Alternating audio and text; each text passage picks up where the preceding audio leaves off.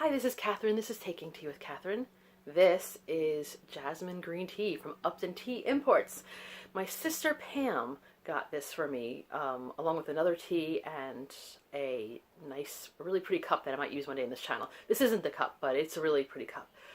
Jasmine green tea is one of my favorite teas, and it also makes me very excited. Something about it. But, so I thought that would be fitting because I'm doing another Bookoff haul. I actually have been to Bookoff. I tend to try to get there, not to try to go there, but I try to stretch it out as much as possible. So I'm saying I'd like to do, the closest visits should be 3 weeks between them, and we'll see if I can keep that up. I seem to be doing pretty well with that, but yeah, and the time before that I'd only gotten 4 books, and I don't think I did a haul of my older visits and other books that I have acquired since then. So I might have to do other miscellaneous hauls, but this is just for my most recent visit. I went a little crazy, but in case you haven't seen this channel, or at least seen Bookoff hauls, Bookoff is a kind of a chain of bookshops. I think they're based in Japan. I know they have a lot of shops in Japan. They have a few in the United States, one in New York, a couple in California, Hawaii. I know there's one in Paris and maybe elsewhere, but they are a place where it's not just books, but you can also buy some electronics, games, manga, DVDs, collectible toys for really good prices. People bring their stuff there, and they get a little something for it. Probably not a lot because the prices are pretty good. So buyer's market or something. I don't know. But, yeah, so I always tell myself don't go there too often, but and when I go in there, I say just get a couple of things, and then I get excited, especially in the $1 section. So the book section has all discounted books, but you can find books which, sorry about that. Got an itchy nose, sorry. You can find books for $5.50, $7.50, $9.50, $12.50, $15.50, $17.50, and $19.50. You can also, what was I going to say? Find books for more than that, but they're usually collector, like really special edition things. I've seen occasionally for like $40, but that is very rare. Most of the time it's that price range that I've just mentioned. So those are sections. There's like a fiction section, a classic section, biography, history section, other book sections.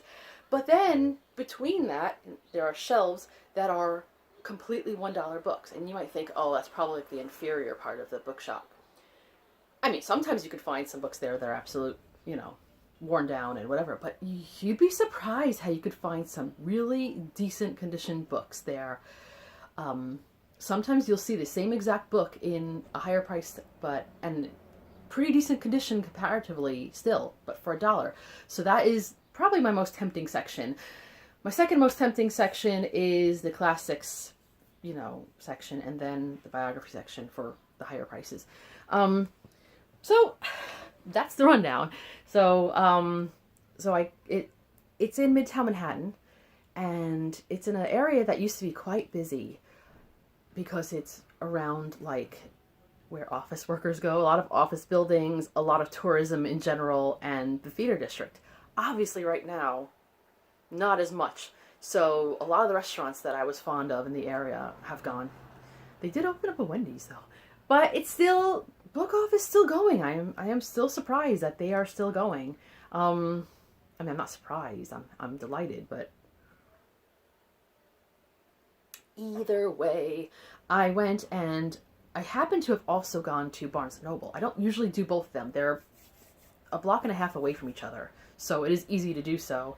But I don't usually because of the time. I don't want to spend all this time in both places. And Barnes & Noble, I do buy books at Barnes & Noble. I'm not, some people are very against all the, the big box bookstores, but I think there are worse things to be upset about in life.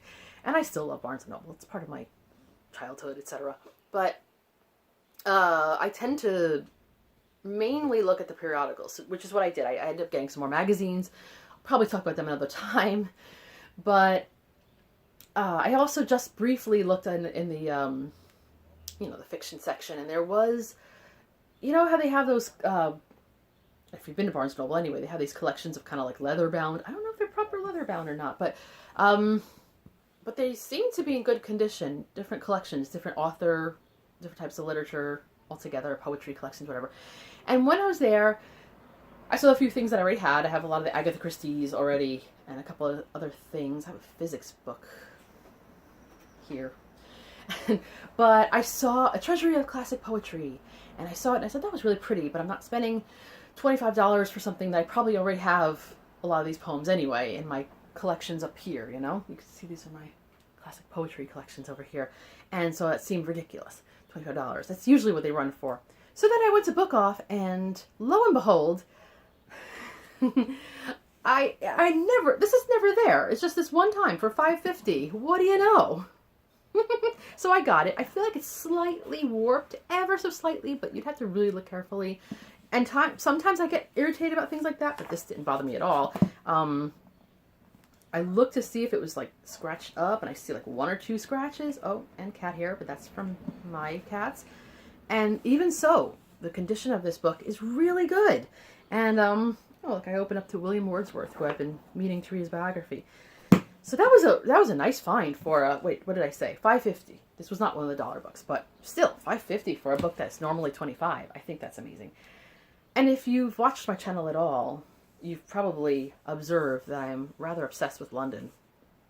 And I also like certain types of book lines. I don't know if that's the word. Like the Everyman classics, and I don't collect them on purpose. So no, I don't usually say, oh, I have to get all of this. But if I see a good one at a good price, I will get it. And I do like these pocket classics. Everyman's pocket classics. There might have been more of them, but I'm not going to go buying everything. But I did find this one, the London Stories. And this is $7.50, so it's probably the highest I paid for a book on my last visit. And but it's a great collection. It has it goes from, let's see how early it starts from. Thomas Dekker. Do I know Thomas Dekker? 1603. Lying sick of the plague. I don't think I need that one right now. And it ends in 1999. So, I mean, I went to London in 1999, so it's kind of like close to home. And I had looked in here, and there's just a bunch of different writers, and they even have the Blue Carbuncle from a Sherlock Holmes story from Arthur Conan Doyle, which is one of my favorites. The story itself is good, but as far as the Jeremy Brett adaptations, one of my favorite episodes is the Blue Carbuncle. It is so very Victorian-y themed. It's one of my favorites, so I'm glad it was included here. It's just very Londonish. I just think it's so pretty. Definitely want to read from this. Okay, so I am not in a rabid, I must collect all the Penguin Black Spine classics, but I do tend to gravitate toward them when I see them, if it's something I want. And I found George Eliot's Romola, is that how you pronounce it? This is one of her historical fiction books, and I've been meaning to read this anyway. So this was $5.50, which I actually wish I would have found it for $1. Usually if you wait long enough you might, but I said, oh, I don't know. I haven't seen this one yet in Bookoff, so there's a few books that I'm looking for that I refuse to pay more than a certain amount of money for some reason. This is maybe one of them, and I think Little Dorrit, which I've been meaning to find, but I don't know why. I wanna find it discounted, and every time I go to Bookoff, I see all bunch of Bleak House and Tale of Two Cities, Oliver Twist, but I don't see Little Dorrit. So we'll see. But anyway, I like George Eliot, and I like this. I do like the more current Black Spine. This came out, I think, in the 80s, and then we had them in the 90s when I was getting into classics. But that's what I think I like about these. This one feels almost new. Like it has that feeling, you know, that stiff feeling when you feel like no one's really opened it up. So that's pretty cool. I kind of like this. Because it reminds me of my early days of buying classics when I finally had a paycheck of my own, or occasionally when someone would take me to Barnes & Noble and buy me something, I would usually pick one of these. One of the first paychecks I ever bought anything from was, I think, Northanger. Was it Northanger Abbey? Or was it her unfinished books, Jane Austen? I don't know. But either way, it's just made me happy to see. And so I'm glad to have it. Maybe I'll read it in October, but that's like 6 months away. So let's not even go there. Now, I noticed that in their $1 section, so now we're in the $1 books, I noticed that the section with the classics has gotten a little bit smaller. It used to take up an entire shelf of books, and then part of another one that would be mixed with like poetry and I think audiobooks maybe? I don't know what else is there. Or plays maybe, I don't know. Like stuff that I'm not usually finding a lot in that section, but otherwise that one shelf seems to be edging in, they seem to be mixing in historical fiction. Now, I love historical fiction.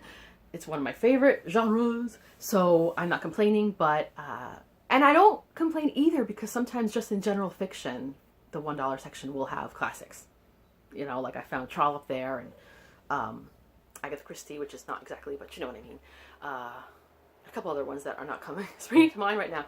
But I did, you know, in this new section of historical fiction, because it is relatively new, I found 3 books that are all of interest. 2 are in the Founding Father time period, and 1 is not. But this first one I'm not sure how I feel about in terms of am I going to love this, but it is something I've been reading about a lot, which was in the early days of the, you know, the first presidents, especially after George Washington. But even during his presidency, when some of the other politicians were, you know, having issues with each other, they didn't have like debates and obviously social media in those days. And their main way of communicating to the public was through newspapers. So often these politicians or big figures, people running for president, whatever, would sort of latch on to a newspaper, maybe make one of their own, or just be the quiet voice behind a certain person. And they would uncover all kinds of scandals. Sometimes they make them up a little bit or exaggerate. So I found this book and I was surprised because I did not know there was a book about this subject. I don't really like the picture, but Scandalmonger by William Safire. This is about James Callender, who was definitely mentioned in the John Adams book I read recently, and also I think will be in the Thomas Jefferson book I've been reading. And also he was on Drunk History. This was published in the year 2000, so I know what they're talking about. They're talking when in the blurb in the back, I know they're referring to the Clinton issues, the Clinton scandals. So it says, for those who think that Washington's sex scandals and muckraking journalism are recent scourges of society, Scandalmonger will be a revelation. In this timely and entertaining novel, Pulitzer Prize-winning columnist William Safire, I guess his name is pronounced Sapphire, unveils the story behind the nation's first great political scandals. James Thompson Callender is an ambitious pamphleteer secretly hired by presidential hopeful Thomas Jefferson. When he publishes an intimidating account alleging that Alexander Hamilton has engaged in financial speculation, the Treasury Secretary's reputation is irreparably damaged. But after the Jeffersonian sweep into power, Callender is shunned by the very benefactor on whose behalf he was jailed for sedition. Broke and betrayed, he wreaks vengeance the only way he knows how, by wielding his notorious quill pen. So that should be something. I know that James Callender was found dead, I think, maybe drowned. And they think he was drinking, but it could have been, who knows. So he did get under a lot of people's skin. So this could be an interesting story. Hopefully not too salacious, you know what I mean? Well, we got our friend Hamilton in here. But anyway, so that's one. Speaking of Hamilton, I also found this one, which I know I have another novel about Eliza Schuyler Hamilton somewhere, probably for $1 at some point. But anyway, My Dear Hamilton. So it's a novel by Stephanie Dray and Laura Kamui. I don't know how to pronounce that, sorry. But this came out in 2018, I think I saw it, and which means that maybe they were already writing together historical fiction, these two, but maybe they also said, wow, this is a great time to be publishing about someone that people are thinking of, because, you know, once the musical came out. So hopefully it'll be good. I don't love the historical fiction with the back of people. That is like such a trend, which I didn't even notice until my sister pointed it out to me. And then I'm like, now every historical fiction book I find in recent times, I mean, come on. But it could be worth a read. And then also, so I had already been thinking about this when I went into the historical fiction section, because I had just watched Jennifer Brooks' video about historical fiction about the Wars of the Roses. So I was like, oh yeah, because have I read any recently? Probably not. And so when I saw this, I was like, well, there you go, because she had mentioned this author already. So, Lady of the Roses by Sansa Worth. So, I will read you the back. Maybe this time I can get the words right. During her short time as a ward in Queen Marguerite's Lancastrian court, 15-year-old Isabel, passionate, courageous, and of exceeding beauty, of course, has not suffered for attention. Although suitor after suitor has asked for her hand, she is blind to all but Yorkist Sir John Neville, whom she can only hope to see at affairs of state. And it is nothing short of a miracle when the Queen allows Isabel's marriage to the enemy, albeit at a hefty bride price. All around them rages a lawless war, the Wars of the Roses, that has turned north against south and brother against brother, razing towns to the ground, plundering everything in its wake. But it only strengthens their love. Refusing to sit idly as her husband joins in the strife, Isabel uses her cunning to his advantage, even employing disguises. I don't know what that was. Anyway, it is only their passion that can see them through the bloody march on London by the Duke of Lancaster, the violent, there's my nose again, the violent madness of Queen Marguerite, and the devolution of Isabel's meek uncle into the Butcher of England. For theirs is an everlasting love that fears not the scratch of thorns from either the red rose or the white. ... So the writer Sansa Worth is described as a member of the Richard III. She's she's a Ricardian, so she's very into Richard III was, you know, the good guy. So I wonder if it'll be skewed that way. We'll see.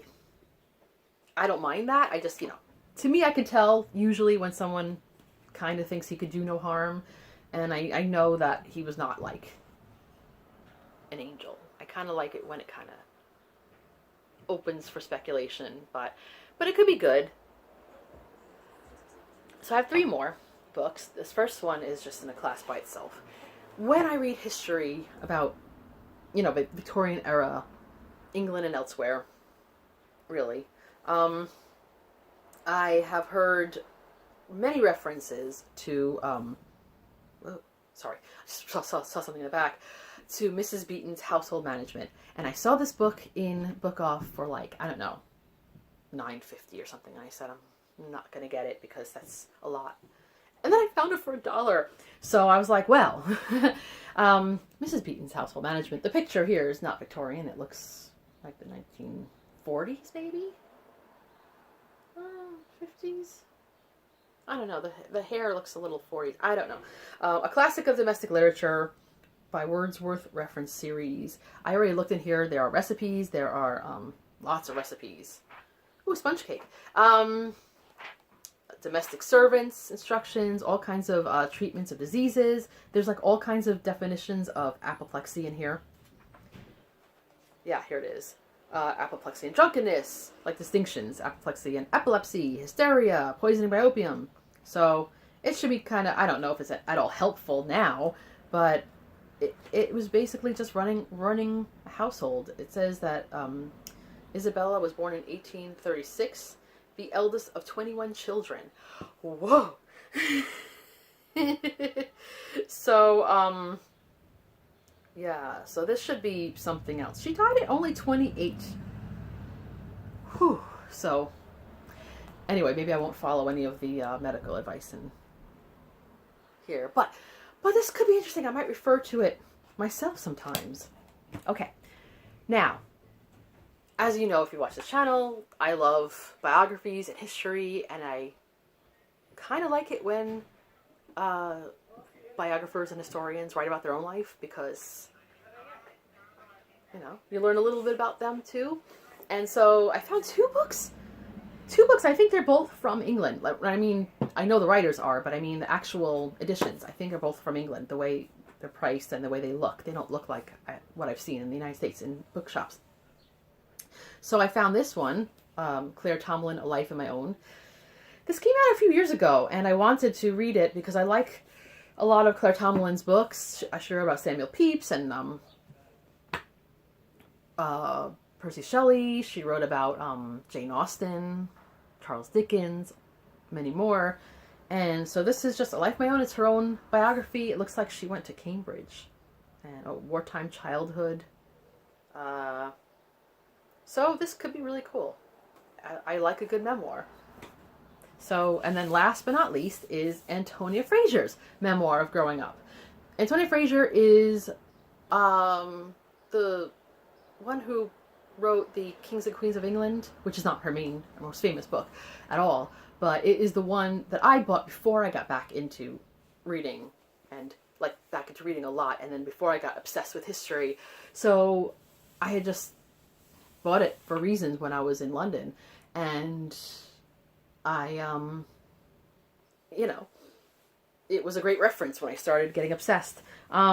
So it talks in here, it mentions that she was, she spent her childhood in Oxford, so enjoying that. And then her family converted to Catholicism. That should be interesting. And it goes up until her first book being published, that was published, which was Mary, Queen of Scots. Not sure if I read that or not. I know I read a bit about Mary, Queen of Scots, but I can't remember which books I read. So this should be interesting. I keep saying that. This should be interesting, but, look, she wrote, oh, look at these pictures. Look at that picture. This is just in this, about the author section. She wrote Mary, Queen of Scots, Cromwell, Our Chief of Men, King Charles II, The Weaker Vessel, Warrior Queens I read, The Six Wives of Henry VIII I read, The Gunpowder Plot I have and want to read, Marie Antoinette I think I read, Love and Louis XIV I haven't, and most recently Perilous Question, The Drama of the Great Reforms. I don't know if this is the most recent because, let me see when this was written. 2015? I don't know if she's written more since then. Probably. But anyway, so that could be cool. I've always wanted, and I'm not, but I always thought maybe I should have been an historian because I do like looking into things, but it didn't happen. So I can live vicariously through reading about other historians and watching historians do YouTube channels, right? So let me know if you've read any of these books and like them. Let me know if you've been to any good bookshops lately and had any good hauls lately. I know a lot of places have been opening up recently that hadn't been for a while, so I've been seeing a lot of videos about people returning to bookshops, and I've been really enjoying that. So that's all for now, until the next haul, to the next TBR, till the next whatever I'm going to do next. Hope you've enjoyed. This is Catherine, Taking Tea with Catherine. Have a lovely tea and many, many book-filled day. Bye.